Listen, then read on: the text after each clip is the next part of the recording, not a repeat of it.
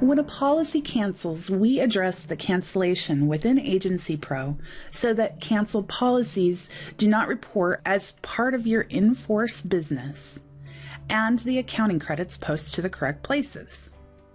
There are two methods for handling cancellations: automatically and manually. This tutorial covers the cancellation policy entry process for both of these methods. We will handle return premium and return commission processes in separate tutorials. We start with the automatic method. Here we are on a policy that we are about to cancel. This one happens to be an agency bill policy, but the policy cancellations on a direct bill policy will work the same way. Let's suppose our scenario here is that we are rewriting this policy, so we want to cancel this policy flat and rewrite the policy with our new carrier. We close the original policy, and with it selected, we will choose Cancel Policy from the policy options and click Do It. Click Yes to cancel the policy and choose the method. In this case, we are going to cancel the policy flat rate, which will default the cancellation date to the policy's original effective date and reverse all of our policy figures. Click OK to the message, and you will now see that your original policy is still in the policy list, but the status is now closed, and the policy type has been changed to pre-canceled.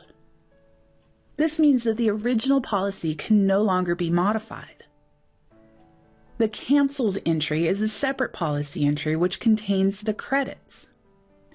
Because we use the flat cancellation, this policy entry has reversed the premium and the non-premium items at the original amounts and posted credits where needed. Let's review a second scenario. Here we are on another policy. This one is a direct bill policy, and our scenario is that the policy is canceling part of the way through the term. Back in our policies list, we highlight the policy we are canceling, click Cancel Policy and Do It, then choose either pro rata or short rate. The difference between these two are the way the commission will be calculated on the return credit. Either way, you will have a chance to adjust the figures on the cancellation. I will select pro rata and choose the date of cancellation. In the background, the program has closed our original policy and changed the type to pre-canceled, just like it did with our flat rate cancellation. The policy detail for the cancellation credit is open, so that we can make any adjustments we need to make before closing the credit policy. Notice that the effective date is the cancellation date, and the expiration is the policy's original expiration, which is appropriate for the cancellation earned premium period. The program made a guess to the amount of the return premium, which you may need to correct. Let's say that our return premium is $265, and it has copied the commission rate from the original policy, which was 15%. If everything else is correct, we click OK to post our credit policy entry, which will post credits where needed. Next, we will address the manual cancellation process. Some agencies prefer to manually cancel the policy so the original policy remains modifiable. We begin by editing our originating policy and changing the policy status to closed.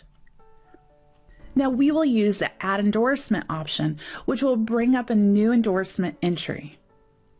We change the type to canceled, enter the cancellation date as the effective date, and type in our return premium as the negative number. Remember, this is pure premium, and any return fees or taxes should be scheduled in non-premium items. Click OK to post the entry, then return to the entry to change the policy status to closed. Click OK again to save this change, and your credits will post to your accounting as needed. Now that your credit policy has been entered, you can continue on to handling return premium or commission. We cover these topics in other tutorials, as these processes may be different depending on billing method and accounting method.